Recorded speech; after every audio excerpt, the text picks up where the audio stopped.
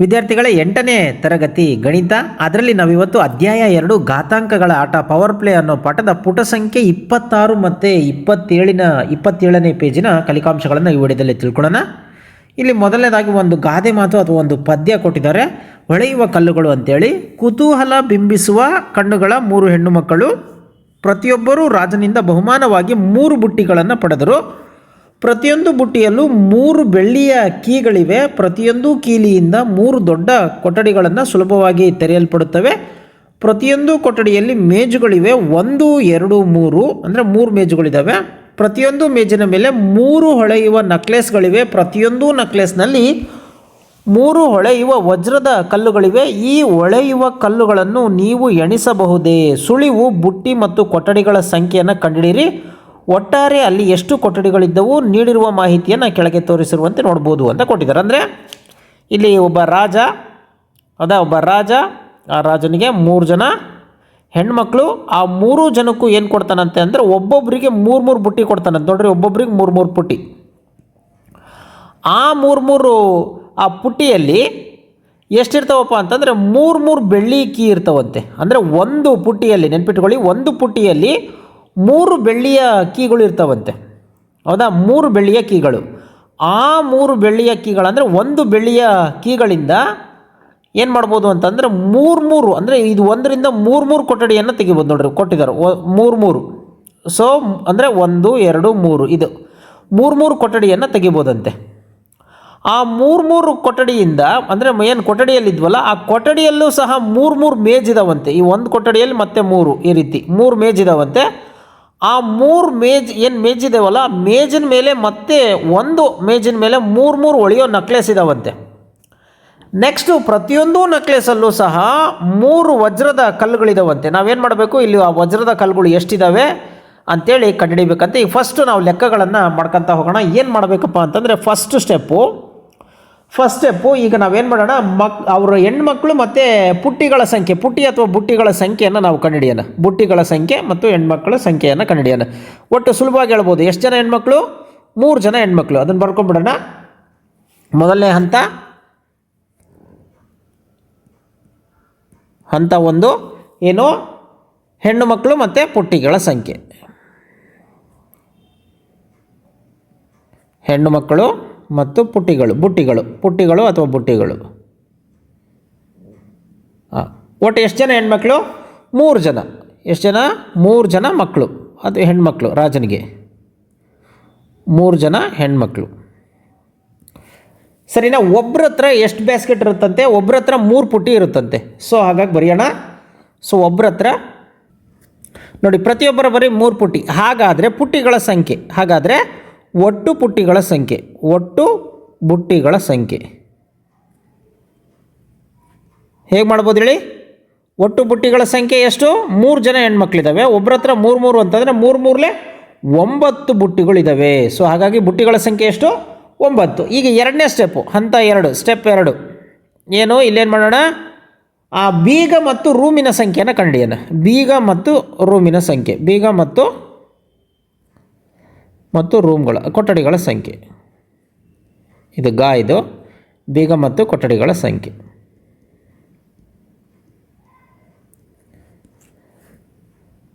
ಈಗ ನೋಡಿ, ಪ್ರತಿಯೊಂದು ಪುಟ್ಟಿ 3 ಬೀಗವನ್ನು ಹೊಂದಿದೆಯಂತೆ. ಪ್ರತಿಯೊಂದು ಕೊಠಡಿ ಪ್ರತಿಯೊಂದು ಪುಟ್ಟಿ 3 ಬೀಗಗಳನ್ನು ಹೊಂದಿದೆ. ಅದೇ ರೀತಿ ಪ್ರತಿ ಬೀಗ 3 ರೂಮನ್ನು ಓಪನ್ ಮಾಡುತ್ತಂತೆ. ಸೊ ಬರ್ಕೊಂಡ್ಬಿಡ್ತೀನಿ ನೋಡಿ. ಸೊ ನೋಡಿ, ಹಾಗಾದರೆ ನಾವು ರೂಮ್ಗಳ ಸಂಖ್ಯೆಯನ್ನು ಕಂಡುಹಿಡಿಯೋಣ. ಸೊ ದೇರ್ಫಾರ್ ಕೊಠಡಿಗಳೆಷ್ಟು? ಇಲ್ಲಿ ತುಂಬ ಸಿಂಪಲ್. ಇಲ್ಲಿ ನೋಡ್ರಿ, ಇಲ್ಲಿ ಪ್ಯಾಟ್ರನ್ ಗಮನಿಸ್ಬಿಟ್ರೆ ಗೊತ್ತಾಗ್ಬಿಡುತ್ತೆ ನಿಮಗೆ. ಕೊಠಡಿಗಳ ಸಂಖ್ಯೆ ಇಲ್ಲಿ ಮೇಲ್ಗಡೆ ಏನು ಬಂತು? 9. ಅದಕ್ಕೆ ಇಲ್ಲಿ ಎಷ್ಟು ಬೀಗ ಇದ್ದಾವೆ? 3. ಹಂಗಾಗಿ 3ರಿಂದ ಗುಣಿಸೋದು. ಇಲ್ಲೆಷ್ಟು ಕೊಠಡಿ ಅಂತೆ? 3. ಸೊ ಹಂಗಾಗಿ ಗುಣಿಸೋಣ ನೋಡಿ. 3 9. ಹೌದಾ? ಇದು 9 ಬಂತು, ಇಲ್ಲಿ 9 ಬಂತು. 9 81. ಸೊ ಹಾಗಾಗಿ ಕೊಠಡಿಗಳ ಸಂಖ್ಯೆ ಎಷ್ಟು? 81 ಕೊಠಡಿಗಳು ಇದ್ದಾವೆ ಅಂತ ಹೇಳ್ತಾರೆ. ಇನ್ನು ನೆಕ್ಸ್ಟ್ ಸ್ಟೆಪ್ಪಿಗೆ ಹೋಗೋಣ. ನೆಕ್ಸ್ಟ್ ಸ್ಟೆಪ್ ಏನು ಅಂತಂದರೆ ಟೇಬಲ್ಲು ಏನು ಮೇಜುಗಳು ಅಂತ ಏನು ಕೊಟ್ಟಿದ್ದಾರಲ್ಲ, ಆ ಮೇಜುಗಳು ಎಷ್ಟಿದ್ದಾವೆ ಅಂತ ನೋಡೋಣ. ಹಂತ 3 ನೋಡಿ ಈಗ ಕೊಠಡಿಗಳ ಸಂಖ್ಯೆ ಕಂಡಿಡಿದ್ವಿ ನಾವು, ಎಷ್ಟು ಬಂತು? 81 ಬಂತು. ಈಗ ಮೇಜುಗಳ ಸಂಖ್ಯೆ, ಪ್ರತಿ ಕೊಠಡಿ 3 ಮೇಜನ್ನು ಹೊಂದಿದೆಯಂತೆ.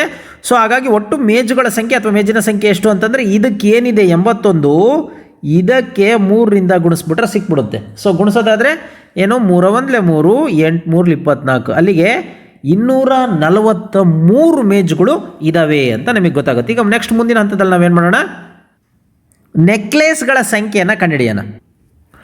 ನೋಡಿ, ಪ್ರತಿ ಮೇಜು 3 ನೆಕ್ಲೆಸನ್ನು ಹೊಂದಿದೆಯಂತೆ. ಸೊ ಹಾಗಾಗಿ ಒಟ್ಟು ನೆಕ್ಲೆಸ್ಗಳ ಸಂಖ್ಯೆ ಎಷ್ಟು? ಹಿಂದೆ ಎಷ್ಟು ಬಂದಿತ್ತು ನೋಡಿ, ಹಿಂದಿನ ಲೆಕ್ಕ ಎಷ್ಟು ಬಂದಿತ್ತು ನೋಡಿ, 243 ಬಂದಿತ್ತು. ಸೊ ಅದಕ್ಕೆ ಮತ್ತೆ 3, 243 ಇಂಟು ಅದಕ್ಕೆ 3. ಸೊ ಗುಣಿಸಿದ್ರೆ ನೋಡಿ, 3 3 9, 3 4 12ಕ್ಕೆ 2, 10 1, 3 2 6 1 7, 729 ನೆಕ್ಲೆಸ್ಗಳಿದಾವೆ. ಒಟ್ಟು ನೆಕ್ಲೆಸ್ಗಳ ಸಂಖ್ಯೆ ಎಷ್ಟು? 729. ಈಗ ಕೊನೆಯ ಸ್ಟೆಪ್ಪು ಅಂದರೆ ಹಂತ ಇದೇನು, ಆ ಒಂದು ನೆಕ್ಲೆಸ್ಗಳಲ್ಲಿ ಇರ್ತಕ್ಕಂಥ ವಜ್ರದ ಕಲ್ಲುಗಳ ಸಂಖ್ಯೆ. ನೋಡಿ, ಹಂತ ಇದರಲ್ಲಿ ನೆಕ್ಲೆಸ್ನಲ್ಲಿರುವ ವಜ್ರದ ಕಲ್ಲುಗಳ ಸಂಖ್ಯೆಯನ್ನು ಕಂಡುಹಿಡಿಯೋಣ. ಈಗ ಪ್ರತಿ ನೆಕ್ಲೆಸ್ನಲ್ಲಿ 3 ವಜ್ರದ ಕಲ್ಲುಗಳನ್ನು ಹೊಂದಿದೆ. ಹಾಗಾದರೆ ಒಟ್ಟು ವಜ್ರದ ಕಲ್ಲುಗಳ ಸಂಖ್ಯೆ ಎಷ್ಟಪ್ಪ ಅಂತಂದರೆ, ಸೊ ನೋಡಿ, ಏನು ಟೋಟಲ್ಲು ನೆಕ್ಲೆಸ್ ಎಷ್ಟು? 729. ಈಗ ಪ್ರತಿ ಒಂದು ನೆಕ್ಲೆಸ್ನಲ್ಲಿ ಎಷ್ಟು ಕಲ್ಲುಗಳಿದಾವಂತೆ? ವಜ್ರದ್ದು 3 ಇದಾವಂತೆ. ಸೊ ಹಂಗಾಗಿ 3ರಿಂದ ಗುಣಿಸೋದು. ನೋಡಿ, 3 9 27ಕ್ಕೆ 7, 10 2, 2 3 6, 6 2 8, ನೆಕ್ಸ್ಟ್ 7 3 21. ಅಲ್ಲಿಗೆ ನೋಡಿ 2187 ವಜ್ರಗಳಿದ್ದಾವೆ ಅನ್ನೋದು ನಮಗೆ ಗೊತ್ತಾಗತ್ತೆ. ನೋಡಿ, ಈ ಒಂದು ಏನು ಕತೆ ಇದೆ, ಇದರಿಂದ ನಾವು ಕೆಲವು ಕಲಿಕಾಂಶಗಳನ್ನು ಏನು ಕಲಿಬೋದು ಅಂತಂದರೆ, ನೋಡಿ ನಾನು ಹಿಂದ್ಗಡೆ ಹೋಗ್ತೀನಿ. ನೋಡಿ, ಇಲ್ಲಿ 3 ಜನ ಹೆಣ್ಮಕ್ಳೇನಿದ್ರು, ಇದನ್ನು ನಾನು ನೋಡಿ 3 ಅಂತ ಬರ್ಕೋಬೋದು. ಆ ಒಟ್ಟು ಪುಟ್ಟಿಗಳ ಸಂಖ್ಯೆ ಏನಿದೆ 9, ಅದನ್ನು 3 ಅಂತ ಬರ್ಕೋಬೋದು. ನೋಡ್ರಿ, ಇಲ್ಲಿ 3 ಇಲ್ಲಿ 3 ಈಗ ಬೀಗ, ಹೌದಾ? ಬೀಗದ ಸಂಖ್ಯೆಯನ್ನು ಏನು ಬರ್ಕೋಬೋದು? 3 ಅಂತ ಬರ್ಕೋಬೋದು. 3 ಅಂತಂದರೆ ಪ್ರತಿ ಪುಟ್ಟಿ 3 ಬೀಗ ಹೊಂದಿದೆ. ಒಟ್ಟು ಎಷ್ಟು ಬೀಗ ಆಯಿತು? 27 ಬೀಗ ಆಯಿತು. ಬೀಗದ ಸಂಖ್ಯೆ ಎಷ್ಟು? 27. ಸೊ 27 ಅಂದರೆ 3. ನೆಕ್ಸ್ಟು ನೋಡಿ, ಇಲ್ಲಿ ಪ್ರತಿ ಒಂದು ಬೀಗ 3 ಕೊಠಡಿಗಳನ್ನು ತೆರೆಯುತ್ತೆ ಅಂತಂದರೆ, ಸೊ ಅದನ್ನು ಹೆಂಗೆ ಬರ್ಕೋಬೋದು? 3 ಅಂತ ಬರ್ಕೋಬೋದು.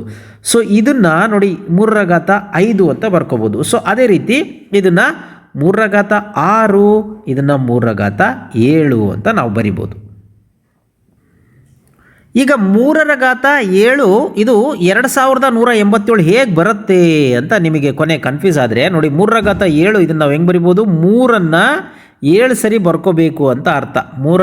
7 ಸರಿ ಬರ್ಕೋಬೇಕು ಅಂತ ಅರ್ಥ. ಇದನ್ನು ಗುಣಿಸೋದು ಹೆಂಗಪ್ಪ ಅಂತಂದರೆ, ನೋಡಿ ಪಾರ್ಟಲ್ಲೂ ಸಹ ಅಂದರೆ 2 ಭಾಗದಲ್ಲೂ ಗುಣಿಸ್ಕೋಬೋದು. ಈಗ ಉದಾಹರಣೆ ಅಂತಂದರೆ ನೋಡಿರಿ, 3 ಇದನ್ನು ನಾವು ಹೆಂಗೆ ಬರ್ಕೋಬೋದು? 3 ಇಂಟು 3 ಅಂತ ಬರ್ಕೋಬೋದು, ಹೌದಾ?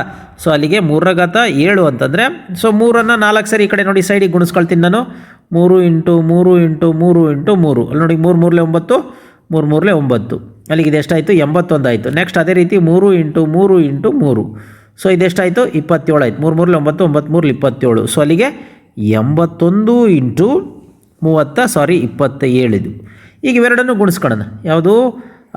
81 ಮತ್ತು 27 ಗುಣಿಸ್ಕೊಂಡ್ರೆ ನೋಡಿ, 1ರಿಂದ 27 ಗುಣಿಸಿದ್ರೆ 27 ಬರುತ್ತೆ. ಈಗ 8ರಿಂದ ಗುಣಿಸೋಣ. 7 8 56ಕ್ಕೆ 6 10 5, 8 2 16, 16 5 21 ಬಂತು. ಕೂಡಿದ್ರೆ ನೋಡಿ 7.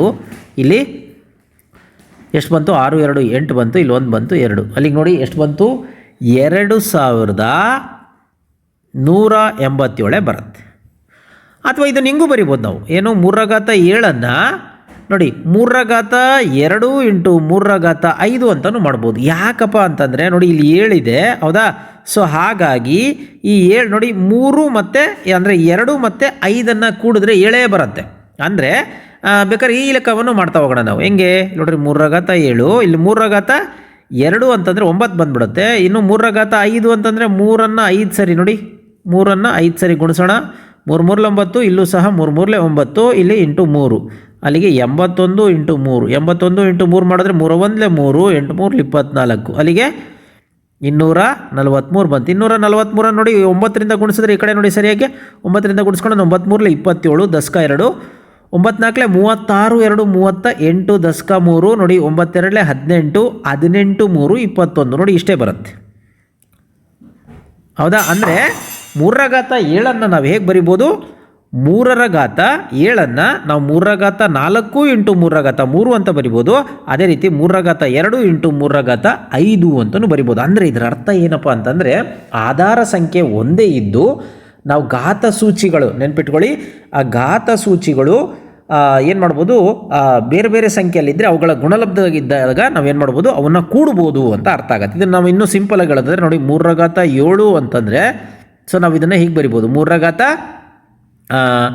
2 + 5 ಅಂತ ಬರೀಬೋದು. ಯಾಕೆ 2 ಮತ್ತು 5 ಕೂಡಿದ್ರೆ ಎಷ್ಟು ಬರುತ್ತೆ, 7 ಬರುತ್ತೆ ಅಲ್ವಾ. ಸೊ ಹಾಗೆ 3 ಅಂತಂದರೆ 3 1 + 6 ಅಂತಲೂ ಬರಿಬೋದು, ಹೌದಾ. ಅಲ್ಲಿಗೆ 3 ಎಷ್ಟಾಗುತ್ತೆ ಇದು ಮತ್ತೆ 7 ಆಗುತ್ತೆ. ಸೊ ಹಾಗಾಗಿ ನಾವು ಇದನ್ನು ನೋಡಿ ಈ ಒಂದು ಕಾನ್ಸೆಪ್ಟನ್ನು ತಿಳ್ಕೊಂಡ್ರೆ ಗೊತ್ತಾಗುತ್ತೆ. P⁴ ಇಂಟು P⁴ ಈ ಗುಣಲಬ್ಧವನ್ನು ಘಾತಾಂಕ ರೂಪದಲ್ಲಿ ಬರೀರಿ ಅಂತ ಕೊಟ್ಟಿದ್ದಾರೆ. ಸೊ ಇದನ್ನು ನಾವು ಹೆಂಗೆ ಬರಿಬೋದು, P⁴ ಇಂಟು P⁴ ಅಂತಂದರೆ ಪಿ ಅನ್ನೋವಿಷ್ಟಿದ್ದಾವೆ 4 ಇದ್ದಾವೆ. ಸೊ ಪಿ ಅನ್ನೋವು 4, ಹೌದಾ. ನೆಕ್ಸ್ಟ್ P⁴ ಅಂತಂದರೆ ಪಿ ಅನ್ನೋವೆಷ್ಟಿದ್ದಾವೆ 6 ಇದ್ದಾವೆ. ಸೊ 4 5 6, ಹೌದಾ. ಈಗ ಟೋಟಲ್ ಎಷ್ಟಾಯ್ತಪ್ಪ ಅಂತಂದರೆ ನೋಡಿ P 1 2 3 4 5 6 7 8 9 10. ಸೊ P⁻10 ಅಂತ ಬರಿಬೋದು. ಅಂದರೆ ಯಾವುದೇ ನೋಡಿ ಆಧಾರ ಸಂಖ್ಯೆ ಸೇಮ್ ಇದ್ದು ಅದರ ಏನು ಘಾತ ಸೂಚಿ ಬೇರೆ ಬೇರೆ ಇದ್ದರೆ ಅದರ ಗುಣಲಬ್ಧ ಇದ್ದಾಗ ನಾವು ಆ ಘಾತ ಸೂಚಿಗಳನ್ನು ಕೂಡ್ಬೋದು ಅಂತ ನಮಗೆ ಅರ್ಥ ಆಗುತ್ತೆ. ಇದು ಸೊ ಇದನ್ನು ನಾವು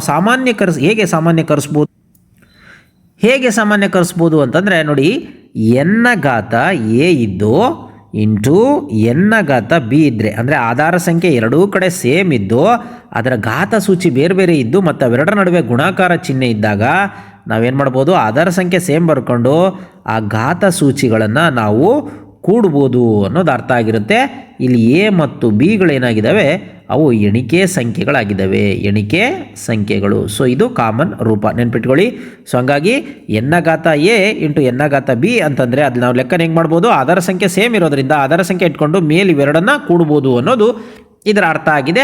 ಸೊ ಈ ಅವಲೋಕನದಿಂದ ನಾವು ಕೆಳಗಿನ ಲೆಕ್ಕಗಳನ್ನು ಮಾಡೋಣ. ನೋಡಿ ಈ ಅವಲೋಕನದಿಂದ ಈ ಕೆಳಗಿನವುಗಳನ್ನು ಲೆಕ್ಕ ಹಾಕಿ ಅಂತ ಕೊಟ್ಟಿದ್ದಾರೆ. ಸೊ ಆ ಲೆಕ್ಕಗಳನ್ನು ಮಾಡ್ತಾ ಹೋಗೋಣ. ಮೊದಲನೇದು 2⁻9. ಸೊ 2⁻9 ನಾವು ಇದನ್ನು ಗುಣಿಸ್ಕೊಂತ ಕೂರ್ಲಿಕ್ಕೆ ಆಗೋದಿಲ್ಲ. ಅಂದರೆ 2ನ್ನ 9 ಸರಿ, ಅದ್ರ ಬದಲು ನಾವೇನು ಮಾಡ್ಬೋದು ಅಂತಂದರೆ ನಾವು ಇದನ್ನು ನಮಗೆ ಯಾವ ಮೆಥಡ್ ಬೇಕಾದರೂ ಮಾಡ್ಬೋದು. ನಾವೇನು ಮಾಡೋಣ, 2⁻5 ಹೌದಾ ಇಂಟು 2⁻4 ಅಂತ ಮಾಡ್ಬೋದು ನಾವು. ಇದೇ ಎಲ್ಲ ಯಾವ ಮೆಥಡ್ ಬೇಕಾದರೂ ಮಾಡ್ಬೋದು ನಾವು. ಸೊ ನೋಡಿ ಆಗ 2⁻5 ಅಂತಂದರೆ ನಮಗೆ ಗೊತ್ತಿದೆ 2ನ್ನ 5 ಸರಿ ಗುಣಿಸಿದ್ರೆ ಅಲ್ವಾ, 2ನ್ನ 5 ಸರಿ ಗುಣಿಸಿದ್ರೆ ನಮಗೆ ಗೊತ್ತಿದೆ 30 ಎಷ್ಟು ಬರುತ್ತೆ. ಅಂದರೆ ಅದೇ ರೀತಿ 2⁻4, ಯಾಕಂದರೆ ಹಿಂದಿನ ಲೆಕ್ಕದಲ್ಲಿ ನಾವು ಕಲ್ತಿದ್ದೀವಿ, ಹೌದಾ. ಸೊ ಇದೆಷ್ಟು ಬರುತ್ತೆ, 32 ಬರುತ್ತೆ. ಇದೆಷ್ಟು ಬರುತ್ತೆ, 2⁻4 ಅಂತಂದರೆ 16 ಬರುತ್ತೆ. ಸೊ ಇದನ್ನು ಲೆಕ್ಕ ಮಾಡಿಬಿಟ್ರೆ ಸಿಕ್ಬಿಡುತ್ತೆ ನಮಗೆ. ನೋಡಿ 16 32ಕ್ಕೆ 2 10 3 16 3 48 48 3 51 512 ಬರುತ್ತೆ ನೋಡಿ. ಅಂದರೆ 2⁻9 ಅಂತಂದರೆ 500 ಬರುತ್ತೆ. ಸೊ ಸಿಂಪಲಾಗಿ ನಾವು ಮಾಡಿಬಿಡ್ಬೋದು. ಅದೇ ರೀತಿ ಎರಡನೇ ಲೆಕ್ಕ ನೋಡಿ 5⁻7. 5⁻7 ಸಹ ಅದನ್ನು ಅಷ್ಟೇ ನಮಗೆ ಹೆಂಗೆ ಬೇಕೋ ಯಾವ ಮೆಥಡ್ ಬೇಕೋ ಆ ಮೆಥಡಂಗೆ ಬರ್ಕೊಡೋಣ. ನೋಡಿರಿ ಇಲ್ಲಿ 5⁻3 ಅಂತ ಬರ್ಕೊಳೋಣ, ಇಲ್ಲಿ 5⁻4 ಅಂತ ಬರ್ಕೊಳೋಣ. ನೋಡಿ ಈಗ 5⁻3 ಅಂದರೆ ನಮಗೆ ಗೊತ್ತಿದೆ ಏನು, 5 ಇಂಟು 5 ಇಂಟು 5. ಅದೇ ರೀತಿ 5⁻4 ಅಂತಂದರೆ 5 ಇಂಟು 5 ಇಂಟು 5 ಇಂಟು 5. ಸೊ ನೋಡಿ 5⁻3 ಅಂತಂದರೆ 5 ಕ್ಯೂಬ್ ಅಂತಂದರೆ ಗಟ್ ಮಾಡಿದಿರಿ ಅಂದ್ಕೊಂಡಿದ್ದೀನಿ ನೀವು. ಎಷ್ಟು, 125. ಇನ್ನು ಇದು 25 ಇಂಟು 25 ನೋಡಿ, ಹೌದಾ. 25 ಇಂಟು 25 25 ಎಷ್ಟಾಗುತ್ತೆ, 625 ಆಗುತ್ತೆ. ಸೊ ಹಂಗಾಗಿ ಇದನ್ನು ಸಹ ನಾವು ಹೇಳ್ಬೋದು 625. ನೋಡಿ ಇದು ಕ್ಯೂಬ್ ಇದು ಕ್ಯೂಬ್. ಈಗ ಒಂದೇ ಒಂದು ಸರಿ ಗುಣಿಸ್ಬಿಟ್ರೆ ಆಯ್ತು. ನಾವು ಗುಣಿಸೋಣ. ಈ ಕಡೆ ನೋಡಿ, ಈ ಕಡೆ ನಾನು ಗುಣಿಸ್ತೀನಿ. ಇದು ಯಾವುದು, 125 ಇಂಟು 625. 5ರಿಂದ ಗುಣಿಸ್ಕೊಳ್ತಾ ಹೋಗೋಣ. 5 5 25ಕ್ಕೆ 5 10 2 5 2 10 2 12 10 1 5 1 5 1 6. ನೆಕ್ಸ್ಟ್ 2ರಿಂದ ಮಾಡೋಣ. 2 5 10ಕ್ಕೆ 0 10 1 2 2 4 4 1 5 2 1 2. ನೆಕ್ಸ್ಟು ಈ ಸ್ಥಾನನೂ ಬಿಡೋಣ. ಈಗ 6ರಿಂದ ನೋಡೋಣ. 6 5 30ಕ್ಕೆ 0 10 3. ನೆಕ್ಸ್ಟ್ 6 2 12 3 15ಕ್ಕೆ 5 10 1 6 1 6 1 7. ಸೊ ಇದನ್ನು ಕೂಡಿದ್ರೆ 5 2 5 6 11 10 1 8 ಇದು 7. ನೋಡಿ ಅಲ್ಲಿಗೆ ಇದು ಎಷ್ಟು ಬಂತು ಅಂತಂದರೆ 78,125 ಬರುತ್ತೆ. 5⁻7 ಅಂತಂದರೆ ಎಷ್ಟು, 78,125 ಬರುತ್ತೆ. ಈಗ 4ರ ಘಾತ 6 ಲೆಕ್ಕ ಮಾಡೋಣ. 4ರ ಘಾತ 6. ಸೊ 4ರ ಘಾತ 6 ಅಂತಂದರೆ ನಾವು ಹೆಂಗೆ ಬರಿಬೋದು, 4 ಇಂಟು ನೋಡಿ 4ರ ಘಾತ 2 ಇಂಟು 4ರ ಘಾತ 4 ಅಂತ ಬರಿಬೋದು. ಸೊ ಅಲ್ಲಿಗೆ 4ರ ಘಾತ 2 ಅಂದರೆ ನಮಗೆ ಗೊತ್ತಿದೆ, ಹೌದಾ? ಎಷ್ಟು? 4 4 16. 4ರ ಘಾತ 4 ಅಂತಂದರೆ ನೋಡಿ, ನೀವು ಹಿಂದಿನ ಲೆಕ್ಕದಲ್ಲಿ ವರ್ಗಮೂಲದಲ್ಲಿ ನಾವು ನಿಮಗೆ ಬಹೆಟ್ ಮಾಡಿಸಿದ್ವಿ, ಹೌದಾ? ಹಿಂಗೆ 16, ಇಲ್ಲಿ 16, ಇದು ಸಹ 16, ಹೌದಾ? 2 16 ಗುಣಿಸಿದ್ರೆ ಏನಾಗುತ್ತೆ, 16 16 256 ಬಹೆಟ್ ಮಾಡಿದಿರಿ ಅಂದ್ಕೊಂಡಿದ್ದೀನಿ. 8 16 ನೋಡಿ. ಈಗ 16ರಿಂದ ನಾವು ಈ ಲೆಕ್ಕನ ಮಾಡಿಬಿಟ್ರಾಯ್ತು. 16 96ಕ್ಕೆ 6, ಹೌದಾ? 16 96ಕ್ಕೆ 6, 10ಕ್ಕೆ 9, ಹೌದಾ? 16 5 ಎಷ್ಟು? 80. 16 5 80 ಮತ್ತು 9 ಕೂಡಿದ್ರೆ 89, 10ಕ್ಕೆ 8, 16 32, 32 8 ಕೂಡಿದ್ರೆ 40, ಅಲ್ಲಿಗೆ 4096 ಬರುತ್ತೆ. ಎಷ್ಟು? 4096. ಇದರ ಉತ್ತರ ಎಷ್ಟು? 4ರ ಘಾತ 6 ಅಂತಂದರೆ ಎಷ್ಟು? 4096 ಆಗುತ್ತೆ. ಈಗ ನೋಡಿ, ಈ 4ರ ಘಾತ 6ಅನ್ನು 2 ವಿಧಾನಗಳಲ್ಲಿ ನಾವು ಲೆಕ್ಕವನ್ನು ಮಾಡ್ಬೋದು. ಈ 4ರ ಘಾತ 6 ಅನ್ನೋದನ್ನು ನಾವು ಹೆಂಗೆ ಬರ್ಕೋಬೋದು, 4 into 4 into 4, 4 into 4 into 4. So ಇದನ್ನು ಹೇಗೆ ಬರಿಬೋದಪ್ಪ ಅಂತಂದ್ರೆ 4ರ ಘಾತ 3 ಇಂಟು 4ರ ಘಾತ 3 ಹಿಂಗೂ ಬರಿಬೋದು ಅಲ್ವಾ? ಸೊ 4ರ ಘಾತ 3 ಅಂತಂದರೆ ನೋಡಿ, 4 ಇಂಟು 4 ಇಂಟು 4, ಇಲ್ಲಿ 4ರ ಘಾತ 3 ಅಂದರೆ 4 into 4 into 4, 16 4 4 4 16, 16 64, 64 into 64. So 64 into 64 ಮಾಡಿದ್ರೆ ಹಿಂದಿನ ಲೆಕ್ಕ ಮಾಡಿದ್ವಲ್ಲ 4096 ಇಷ್ಟೇ ಬರುತ್ತೆ ಉತ್ತರ, ಹೌದಾ? ಇದು ನೀವು ಮಾಡ್ಬೋದು. ಅಥವಾ ಇದನ್ನು ನಾವೇನು ಮಾಡ್ಬೋದು, ಇಲ್ಲಿ ನೋಡ್ರಿ, ಇಲ್ಲಿ ಈ 4 ಇಂಟು 4, ಹೌದಾ, into 4 into 4 into 4 into 4. So ಅಂದರೆ ಏನಾಯಿತು, ಇಲ್ಲಿ 4 ಸ್ಕ್ವಯರ್ 4 ಸ್ಕ್ವಯರ್ 4 ಸ್ಕ್ವಯರ್ ಹಿಂಗೂ ಮಾಡ್ಬೋದು. ಸೊ ಅಲ್ಲಿಗೆ ಎಷ್ಟಾಗುತ್ತೆ, 4 ಸ್ಕ್ವಯರ್ ಅಂದರೆ 16, 4 ಸ್ಕ್ವಯರ್ ಅಂದರೆ 16, 4 ಸ್ಕ್ವಯರ್ ಅಂದರೆ 16, ಅಂದರೆ 16 ಕ್ಯೂಬ್ ಆಯಿತು. 16 ಕ್ಯೂಬ್ ಅಂತಂದ್ರೆ ಇಷ್ಟೇ 4096 ಬರುತ್ತೆ. ಸೊ ಇನ್ನು ಈ ಲೆಕ್ಕಕ್ಕೆ ಬರೋಣ. ನೋಡಿ, 4ರ ಘಾತ 6 ಅಂತ ಏನಿದೆ, ಇದನ್ನು ನೋಡಿ 4ರ ಘಾತ 3 ಇಂಟು 4ರ ಘಾತ 3. ಸೊ ಇದೇನಾಯ್ತಪ್ಪ ಅಂತಂದರೆ 4ರ ಘಾತ 3 ಅನ್ನೋದು 2 ಸರಿ ಬಂದಿದೆ. ಸೊ ಹಾಗಾಗಿ ಇದನ್ನು ಹೆಂಗೆ ಬರ್ಕೋಬೋದು ನಾವು, 4ರ ಘಾತ 3 ಸ್ಕ್ವೇರ್ ಹೋಲ್ ಸ್ಕ್ವೇರ್ ಅಂತ ಬರ್ಕೋಬೋದು, ಅಂದರೆ 4ರ ಘಾತ 3. ಸೊ ಈ ರೀತಿನೂ ಬರಿಬೋದು. ಅದೇ ರೀತಿ ಇಲ್ಲಿ ನೋಡಿ, ಇಲ್ಲಿ ಏನು ಬಂದಿದೆ, 4 ಸ್ಕ್ವೇರ್ 4 ಸ್ಕ್ವೇರ್ ಇಂಟು 4 ಸ್ಕ್ವೇರ್ ಇದೆ. ಸೊ ಇಲ್ಲಿ 4 ಸ್ಕ್ವೇರ್ ಅನ್ನೋದು ಎಷ್ಟು ಸರಿ ಬಂದಿದೆ, 3 ಸರಿ ಬಂದಿದೆ. ಸೊ ಹಿಂಗೂ ಬರಿಬೋದು, 4 ಸ್ಕ್ವೇರ್ ಅದರ ಘಾತ 3 ಅಂತಲೂ ಬರಿಬೋದು. ಸೊ ಅಂದರೆ ಇದರ ಅರ್ಥ ಮಾಡ್ಕೊಳ್ಳಿ, ಇಲ್ಲಿ ಒಳಗೆ ಮತ್ತು ಹೊರಗಿರ್ತಕ್ಕಂಥ ಸಂಖ್ಯೆ ಇಂಟ್ರುಚೇಂಜ್ ಆದರೂ ಸಹ ನಾವು ಬರಿಬೋದು ಅನ್ನೋದು ಇದರ ಅರ್ಥ ಆಗಿದೆ. ಇನ್ನು ಅದೇ ರೀತಿ 7ರ ಘಾತ 4 ಇದೆಯಲ್ಲ, ಇದನ್ನು ಹೇಗೆ ಬರಿಬೋದು ನೋಡಿ, 7 ಇಂಟು 7 ಇಂಟು 7 ಇಂಟು 7. ಅಂದರೆ ನೋಡಿ, ಎರಡೆರಡು ನಾವು ಮಾಡಿದಾಗ ಗುಂಪು 7 ಸ್ಕ್ವಯರ್ ಇಂಟು 7 ಸ್ಕ್ವಯರ್ ಆಗುತ್ತೆ. ಆಗ 7 ಸ್ಕ್ವಯರ್ ಅನ್ನೋವು ಎಷ್ಟಿದ್ದಾವೆ, 2 ಇದ್ದಾವೆ ಅಂತ ಬರಿಬೋದು ಅಲ್ವಾ? 7 ಸ್ಕ್ವಯರ್ ಅನ್ನೋವು ಎಷ್ಟಿದ್ದಾವೆ, 2 ಅಂತ ನಾವು ಸುಲಭವಾಗಿ ಬರಿಬೋದು. ಸೊ ಈಗ ನೋಡಿ, 2ರ ಘಾತ 10 ಅಂತ ಇದೆ, ಅದನ್ನು ಯಾವ ರೀತಿ ಬರಿಬೋದು ನೋಡಿ, 2ಅನ್ನು 10 ಸರಿ ಬರ್ಕೊತ ಹೋಗೋಣ. ಅದು 2 ಗುಂಪು ಅಂದರೆ ಈ ರೀತಿಯೂ ಮಾಡ್ಬೋದು ನಾವು. 2 ಇಂಟು 2 2ರ ಗುಂಪು ಮಾಡ್ಬೋದು, 2 ಇಂಟು 2 ಇಂಟು 2 ಇಂಟು 2. ಸೊ ಅಂದರೆ ಇಲ್ಲಿ ಎಷ್ಟಾಗಿದೆ ನೋಡಿ, ಇದು 2 ಸ್ಕ್ವಯರ್, ಇದು 2 ಸ್ಕ್ವಯರ್, ಇದು 2 ಸ್ಕ್ವಯರ್, ಇದು 2 ಸ್ಕ್ವಯರ್, ಇಲ್ಲೊಂದು 2 ಸ್ಕ್ವಯರ್. ಅಂದರೆ 2 ಸ್ಕ್ವಯರ್ ನಾವು ಎಷ್ಟಿದ್ದಾವೆ, 2 ಸ್ಕ್ವಯರ್ ನಾವು 5 ಇದ್ದಾವೆ ಅಂತ ನಾವು ಬರಿಬೋದು. ಇಲ್ಲಿ ಏನು ಕೊಟ್ಟಿದ್ದಾರೆ, ಇನ್ನೊಂದು ಲೆಕ್ಕ ಕೊಟ್ಟಿದ್ದಾರೆ ನೋಡಿ, ಈ 2ರ ಘಾತ 10 ಅಂತೇನಿದೆ, ಇದು 2ರ ಘಾತ 5 ಹೋಲ್ ಸ್ಕ್ವೇರ್ಗೆ ಸಮವೇ ಅಂತ ಕೊಟ್ಟಿದ್ದಾರೆ. ಲೆಕ್ಕ ಸಮವೇ, ಎಸ್ ಮಾಡ್ಬೋದು. ಹೆಂಗೆ ನೋಡಿ, 2ರ ಘಾತ 10 ಏನಿದೆ ಅದನ್ನು 2ರ ಘಾತ 5 ಅನ್ನೋದು 2 ಸರಿ ಬರ್ಕೊಳ್ಳಿ ಅಂತ. 2ರ ಘಾತ 5 ಅನ್ನೋದು 2 ಸರಿ ಬರ್ಕೊಂಡ್ರೆ 2ಅನ್ನು ನಾವು ನೋಡಿ 5 ಸರಿ ಬರ್ಕೊಂಡೆ, ಇಂಟು ಎಲ್ಲಿ 2 ಅನ್ನೋದು 5 ಸರಿ ಬರ್ಕೊಂಡೆ. ಸೊ ನೋಡಿ, ಈ ರೀತಿ ಒಂದು ಸಹ ಬರ್ಕೋಬೋದು. ಸೊ ಈಗ ಇದೇನಾಗುತ್ತೆ, 2ರ ಘಾತ 5 ಮೊದಲನೇದು ಈ ಕಡೆದು ನೆನ್ಪಿಟ್ಕೊಳ್ಳಿ, ಇಂಟು 2ರ ಘಾತ 5. ಸೊ ಇದರ ಅರ್ಥ ಏನು, 2ರ ಘಾತ 5 ನಾವು ಎಷ್ಟಿದ್ದಾವೆ, 2 ಇದ್ದಾವೆ ಅಂತ ಬರ್ಕೋಬೋದು. ಸೊ ಹೌದಾ, ಇದನ್ನು ಜನರಲ್ ಆಗಿ ಫಾರ್ಮುಲಾ ರೂಪದಲ್ಲಿ ಹೇಗೆ ಬರಿಬೋದು ಅಂತಂದರೆ, ಸಾಮಾನ್ಯವಾಗಿ ಎನ್ನ ಘಾತ ಎ ಬ್ರಾಕೆಟ್ ಅದರ ಘಾತ ಬಿ ಅಂತ ಇದ್ದಾಗ ಎನ್ನ ಘಾತ ಬಿ ಅದರ ಬ್ರಾಕೆಟ್ ಘಾತ ಎ ಅಂತ ಬರಿಬೋದು. ಅಂದರೆ ಇವೆರಡೂ ಇಂಟರ್ಚೇಂಜ್ ಮಾಡ್ಬೋದು ಅನ್ನೋದು ಇದ್ರ ಉತ್ತರ. ಹೌದಾ. ಎ ಇಂಟು ಬಿ ಅಂತಲೂ ಬರಿಬೋದು, ಬಿ ಇಂಟು ಎ ಅಂತಲೂ ಸಹ ಬರಿಬೋದು ಅನ್ನೋದು ಇದರ ಅರ್ಥ ಆಗಿದೆ. ಇಲ್ಲಿ ಎ ಮತ್ತು ಬಿಗಳು ಎಣಿಕೆ ಸಂಖ್ಯೆಗಳಾಗಿದ್ದವು. ಸೊ ನೆನ್ಪಿಟ್ಕೊಳ್ಳಿ. ಹಾಗಾಗಿ ನಾವಿಲ್ಲಿ ಎರಡು ಸೂತ್ರಗಳನ್ನು ಕಲ್ತ್ಕೊಂಡ್ವಿ. ಏನು, ಎನ್ನ ಘಾತ ಎ ಇಂಟು ಎನ್ನ ಘಾತ ಬಿ ಇದ್ದಾಗ ನಾವೇನು ಮಾಡ್ಬೋದು, ಎನ್ನ ಘಾತ ಎ ಪ್ಲಸ್ ಬಿ ಅಂತ ಕಲ್ತ್ಕೊಂಡ್ವಿ. ನೆಕ್ಸ್ಟು ಎನ್ನ ಘಾತ ಎ ಬ್ರಾಕೆಟ್ ಬಿ ಇದ್ದಾಗ ಎನ್ನ ಘಾತ ಬಿ ಎ ಅನ್ನೋದು ಸಹ ನಾವು ಮಾಡ್ಬೋದು ಅನ್ನೋದು ಇದರಿಂದ ನಮಗೆ ಗೊತ್ತಾಯಿತು. ಓಕೆ, ಈಗ ಮುಂದಿನ ಲೆಕ್ಕಕ್ಕೆ ಹೋಗೋಣ. ಈ ಕೆಳಗಿನ ಘಾತ ಸಂಖ್ಯೆಗಳನ್ನು ಕನಿಷ್ಠ ಎರಡು ವಿಭಿನ್ನ ರೀತಿಯಲ್ಲಿ ಘಾತವಾಗಿ ಬರೆಯಿರಿ ಅಂತ ಕೊಟ್ಟಿದ್ದಾರೆ. ಇದನ್ನು 8ರ ಘಾತ 6 ಅಂತ ಕೊಟ್ಟಿದ್ದಾರೆ. ಈ 6 ಏನಿದೆ, 6 ಇದರ ಅಪವರ್ತನಗಳನ್ನು ಬರ್ಕೊಳ್ಳೋಣ. 3 2 6 ಅಂತೇಳಿ, ಹೌದಾ. ಸೊ ಹಾಗಾಗಿ ಇದನ್ನು ನಾವು ಹೆಂಗೆ ಬರ್ಕೋಬೋದು, 8ರ ಘಾತ 3, 8ರ ಘಾತ 3 ಅಂದರೆ 8 ಕ್ಯೂಬ್, ಅದರ ಹೊರಗೆ ಸ್ಕ್ವೇರ್ ಬರೆದ್ರು ಸಾಕು. ಅಥವಾ ಇದನ್ನು ಹಿಂಗೂ ಬರಿಬೋದು, 8ರ ಘಾತ 2 ಅದರ ಹೊರಗೆ ಕ್ಯೂಬ್ ಅಂತ ಬರೆದ್ರೆ ಮುಗೀತು. ಸೊ ಇದು ಒಂದನೇದಾಯಿತು. ಸೊ ಅದೇ ರೀತಿ ಎರಡನೇದು 7ರ ಘಾತ 15. ನೆನ್ಪಿಟ್ಕೊಳ್ಳಿ, 15ರ ಅಪವರ್ತನಗಳನ್ನು ಬರ್ಕೊಳ್ಳೋಣ. ಯಾವುದು ನೋಡಿ, 5 3 15 ಅಂತ ಬರ್ಕೋಬೋದು ನಾವು. ಸೊ ಅಲ್ಲಿಗೆ 7ರ ಘಾತ 5 ಬ್ರಾಕೆಟ್ ಕ್ಲೋಸ್ ಮಾಡಿ ಕ್ಯೂಬ್ ಬರೆದು, ಅಥವಾ 7 ಕ್ಯೂಬ್ ಬ್ರಾಕೆಟ್ ಕ್ಲೋಸ್ ಮಾಡಿ ಟು ದಿ ಪವರ್ 5 ಅಂತ ಬರೆದ್ರೆ ಮುಗಿಯುತ್ತೆ. ನೆಕ್ಸ್ಟ್ ಈಗ 9ರ ಘಾತ 14 ಅಂತ ಇದೆ, ಮೂರನೇದು. ನಾವೇನು ಮಾಡ್ಬೋದು, 14ಅನ್ನು ಹೇಗೆ ಬರ್ಕೋಬೋದು, 7 2 14 ಅಂತ ಬರ್ಕೋಬೋದು. ಸೊ ಹಾಗಾಗಿ 9ರ ಘಾತ 14 ಅಂತಂದರೆ ನಾವು 9ರ ಘಾತ 7 ಸ್ಕ್ವಯರ್ ಅಂತ ಬರ್ಕೊಂಡು, ಅಥವಾ 9 ಸ್ಕ್ವೇರ್ ಬ್ರಾಕೆಟ್ ಕ್ಲೋಸ್ ಮಾಡಿ ಅದರ ಘಾತ 7 ಅಂತ ಬರ್ಕೋಬೋದು. ಈಗ ನೆಕ್ಸ್ಟ್ ಕೊನೆಯ ಲೆಕ್ಕ 4ನೇದು 5ರ ಘಾತ 8. 8ರ ನಾವು ಅಪವರ್ತನಗಳನ್ನು ಬರ್ಕೊಳ್ಳೋಣ. ಹಿಂಗೆ 4 2 8 ಅಂತ. ಸೊ ಹಂಗಾಗಿ 5ರ ಘಾತ 4 ಬ್ರಾಕೆಟ್ ಕ್ಲೋಸ್ ಮಾಡಿ ಸ್ಕ್ವೇರ್ ಬರಿಬೋದು, ಅಥವಾ 5 ಸ್ಕ್ವೇರ್ ಅಂತ ಬರೆದು ಬ್ರಾಕೆಟ್ ಕ್ಲೋಸ್ ಮಾಡಿ ಅದರ ಘಾತ 4 ಅಂತಲೂ ಸಹ ನಾವು ಬರಿಬೋದು. ಸೊ ಇಲ್ಲಿಗೆ ಈ ಲೆಕ್ಕ ಮುಗಿಯುತ್ತೆ.